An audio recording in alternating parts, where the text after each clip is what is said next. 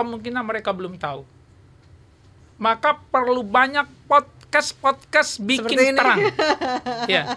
Harus lebih banyak lagi nih podcast bikin terang supaya orang yang tidak mendengarkan di sini bisa dengar di sini, bisa di sini. Coba sekarang lihat di YouTube misalnya. Berapa sih banyak orang yang bicara KI, ke intelektual?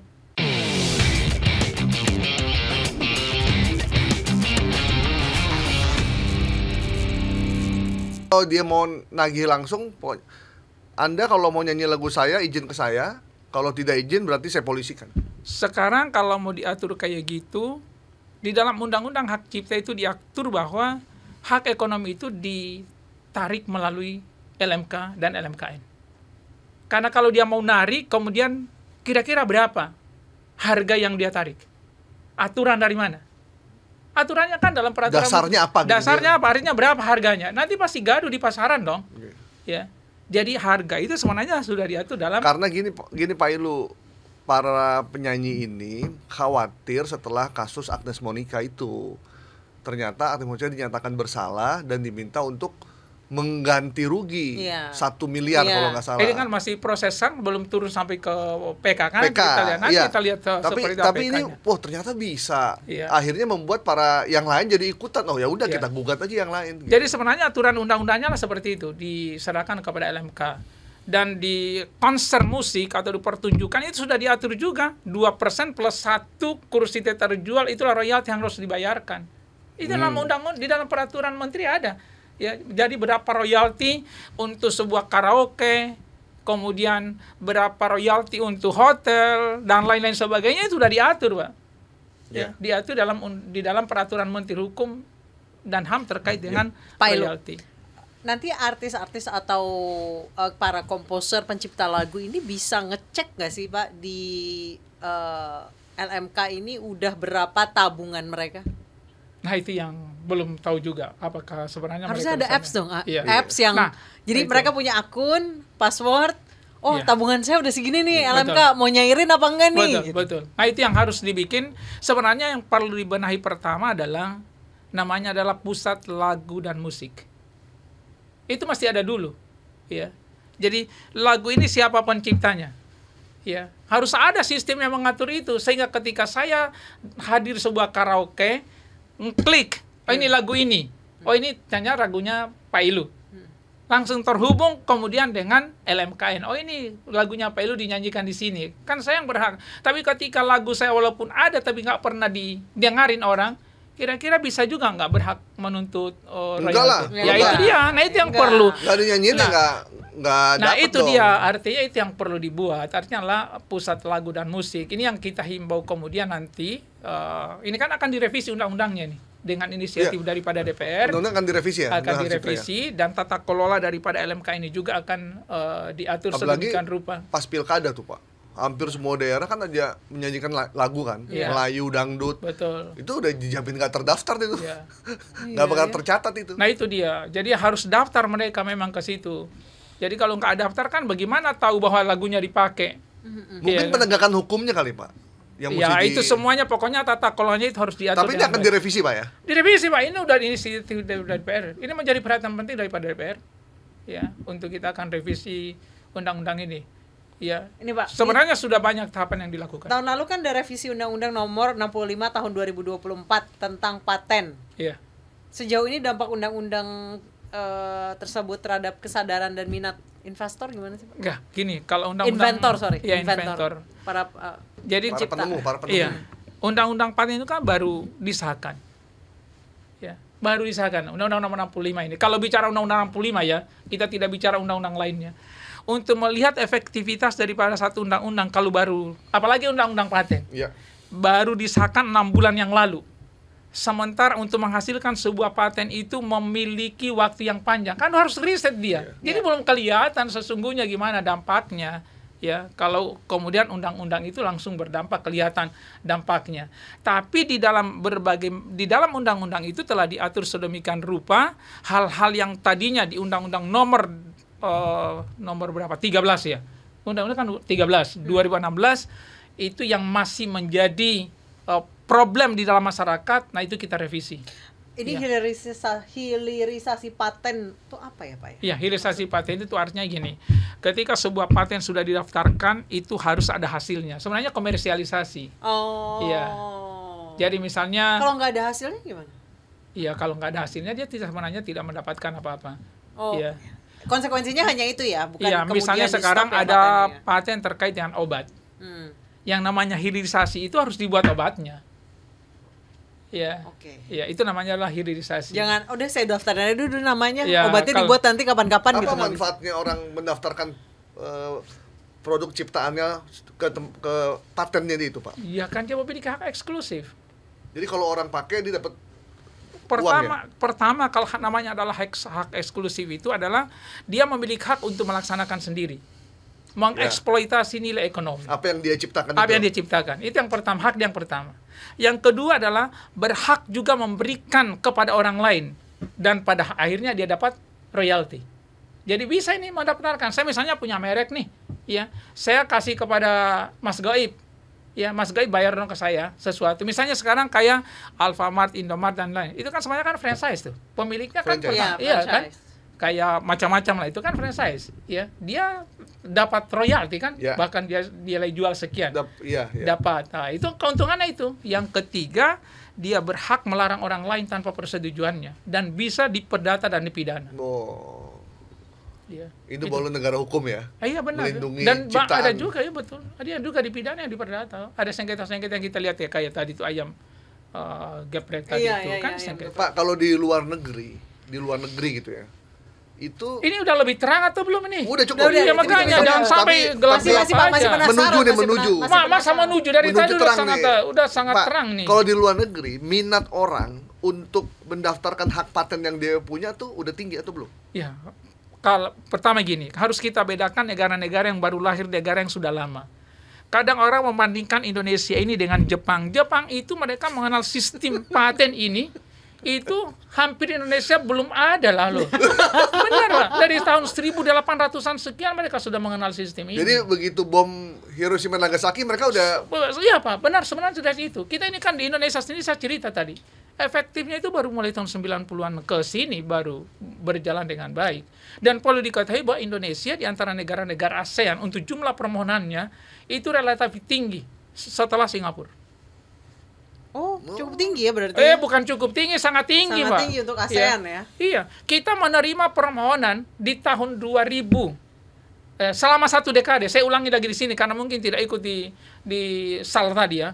Kita itu menerima permohonan untuk seluruh KI dalam 1 dekade 2015 sampai 2024 itu 1.738.000 sekian. Mereknya 900 ribuan sekian. Hak ciptanya 600.000 sekian. Ya, kemudian patennya 122 ribuan sekian, desainnya 48.000 sekian, banyak. Tapi dibandingkan yang jumlah penduduk yang begini Masih banyak, kurang. masih kurang. kurang. Makanya masih banyak yang perlu diberi terang. Ya, maka ikutilah podcast Bikin Terang Bikin ini. Pak Ilu, kalau misalnya sekarang terjun ke lapangan nih, apa sih yang masih bikin masyarakat urung? Kalau misalnya sekarang sudah seterang itu ya, 200.000 hanya dalam beberapa menit bisa selesai, apalagi yang personal ya. Apa sih yang masih bikin orang urung mendaftarkan? Ya, ini sebenarnya bukan. Pertama, kemungkinan mereka belum tahu. Maka perlu banyak podcast bikin Seperti ini. terang. Ya. Harus lebih banyak lagi nih podcast bikin terang supaya orang yang tidak mendengarkan di sini bisa dengar di sini, Ya. bisa di sini. Coba sekarang lihat di YouTube misalnya. Berapa sih banyak orang yang bicara KI, ke intelektual? Sedikit sekali, Pak. Iya. Ya, lebih banyak konten-konten lainnya. Ya. Jadi saya sudah sampaikan dalam berbagai kesempatan. Kalaupun kita Indonesia ini bisa mengedukasi, sosialisasi dan diseminasi 1 juta orang 1 tahun. Kira-kira banyak nggak itu? Banyak. Banyak. 1 tahun ya, 1 juta ya. 1 juta. Maka untuk 98 juta penduduk Indonesia atau UMKM 64 juta perlu 64 tahun. Ya. Jadi perlu ada upaya yang lain yang lebih, yang bukan hanya 1 juta. Ya. Mesti podcast-podcast yang follower, yang followernya sampai 9 juta, itu perlu menghadirkan Pak Ilu, Pembicara KI. sejak pendaftaran KI online itu ada peningkatan signifikan? Wih, sangat signifikan sekali. Tadi saya sudah bilang sampai 300% kenaikannya. 300%. Iya. Awal ya, ketika dari manual beralih kepada online. Itu hampir 300. 2018 ya. Iya. Kemudian baru meningkat 40, 30-an sekian. Meningkat setiap tahun, meningkat terus-menerus. Trennya meningkat. Tapi masih kurang. Artinya tadi jumlah penduduk itu banyak sekali. Pak Elu, ini lagi tren ya. Kan banyak konten kreator Iya. di YouTube. Konten kreator ini itu seringkali mereka menggunakan gambar, foto atau video yang mereka ambil dari media massa, Iya. terutama media televisi. konvensional, iya. Jadi dia bilang misalkan dia bacain berita, kemudian dia tampilkan videonya, dan video itu kelihatan tuh dari iNews. Iya, walaupun tidak di blur ya sama mereka ya, Iya. logo kami ya, logo kita ya, Mas ya. Diambil tuh semua. Terus konten kreator ini itu hanya mengambil video, ngambil foto, ceplok segala macam, bisa dapat AdSense di YouTube. Follower bisa sampai 1 juta, 2 juta, dan setiap bulan dia bisa menghasilkan ratusan juta dari cuman sekedar omon-omon dengan video dan foto yang diambil dari media yang sudah bekerja keras mengambil gambar itu. Nah, banyak teman-teman ini mengeluhkan, nah ini bagaimana sih penegakan hukumnya? Karena begitu banyak orang yang pakai tanpa ada sedikit pun kita melakukan action terhadap mereka. Iya, jadi gini. Itu gimana, Pak? Iya, ini juga perlu dipahami. Kekayaan intelektual itu adalah aset. Aset. Disebutnya intangible asset. Aset tidak nyata, sama dengan aset lainnya. Kalau kita punya aset, maka kita harus jaga aset kita. Kalau ada orang yang kemudian mengambil aset kita yang melakukan tindakan upaya hukum kan. Sama dengan kekayaan intelektual.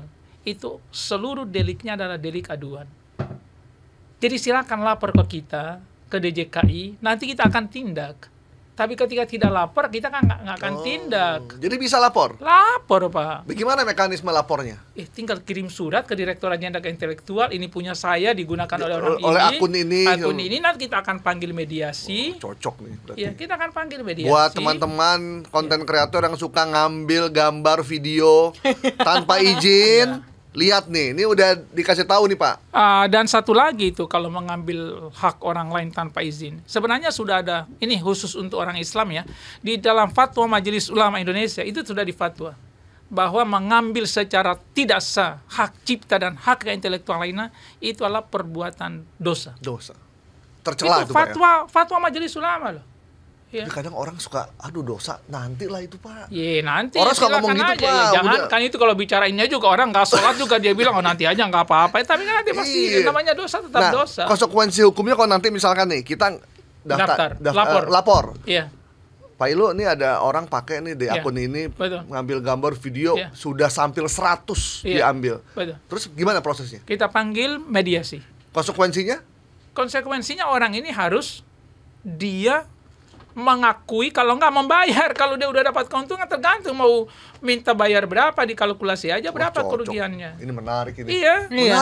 Iya. Kan bisa diperdata. Karena kadang-kadang kita yang ngambil gambar, kita yang ngedit, kita yang kerja. Jadi yang boleh dikatakan itu adalah orisinil, hasil kreasi ori dari seseorang, bukan ngambil cuplik coplok dari sana sini loh. Itu namanya berarti bukan pencipta, itu namanya penjiblak. Ini mesti dipotong ini khusus nih, mesti dipotong sesi ini nih, penting nih. Itu adalah penjiblak. Kayak bikin clipping ya, enak banget ya. Iya benar. Bikin clipping tapi dapat duit. Kalau kita kan gunting-gunting dulu koran, majalah buat tugas. Tidak ada unsur nilai ekonomi. Itu juga bisa, itu namanya adalah bunga rampai, itu disusun boleh juga. Disusun. Tapi tetap diakui bahwa dia hanya menyusun saja. Tapi kalau ini kan dapat keuntungan Pak. Dari platformnya. Harus bisa minta ganti rugi. Kemarin ada salah satu forum, dia orang itu mengaku akhirnya di take down. Ya. Karena dia ini soal netizen. Lo kamu ngambil dari sana sini karena dia sadar dia orang punya moral, di take down apa dari itu konten kreator juga. Berarti kalau yang tidak men-take down setelah Anda ngambil gambar dari iNews, Anda nggak punya moral berarti. Benar. Gayanya gitu ya. Ada itu kemarin pada saat seminar Luar biasa ini ya, Dirjen KAI ya, di bawah Pak Ilu nih. Iya ya, maksudnya Banyak yang saya nggak tahu loh Pak, apa saya nggak update ya? kadang-kadang kita berpikir ya Pak ya, ketika kita taruh video kita nih di YouTube, itu sudah menjadi milik publik. Iya Pak. Tetap milik artinya publik boleh menonton, tapi publik tidak boleh mengambil. Untuk memang seluruh hak intelektual itu bisa dimanfaatkan oleh publik. Tetapi ketika memanfaatkannya harus membayar sesuatu kepada dia dan tidak boleh mengambil untuk kemudian dijadikan sebagai karya dia. Itu nggak boleh. Memang itu Bukan kegunaannya untuk komersial ya, Bukan. kalaupun mereka dia Untuk hanya kepentingan mendownload sendiri, untuk benar. kepentingan sendiri nggak apa-apa. Boleh, nggak apa-apa. Tapi bukan untuk komersial. Iya ya. benar. Ketika di komersial akan dapat keuntungan, nah ibu harus dapat royalti sesungguhnya dalam konteks ini. Paham. Saya udah punya nama akun-akun ini. Ntar kita mintain aja mereka. Iya. Benar. Benar ya, Mas. Jadi kalau langkah awal yang dilakukan itu adalah proses hukum disomasi. Ya, Ya. kirimin surat dulu kepada dia, diperingatkan. Diperingatkan dulu ya. Ya, diperingatkan. Kalau Tinggal bilang ngeyel? aja, dia kalau ngeyel ya kasih tahu aja kami akan Ada laporkan. yang pernah kontak langsung Mas Gaib? Iya. Belum. Kami akan laporkan bahasanya gitu. Tapi kita sering ketemu banget semua Iya. akunnya dan dia udah bisa ada 100 kali.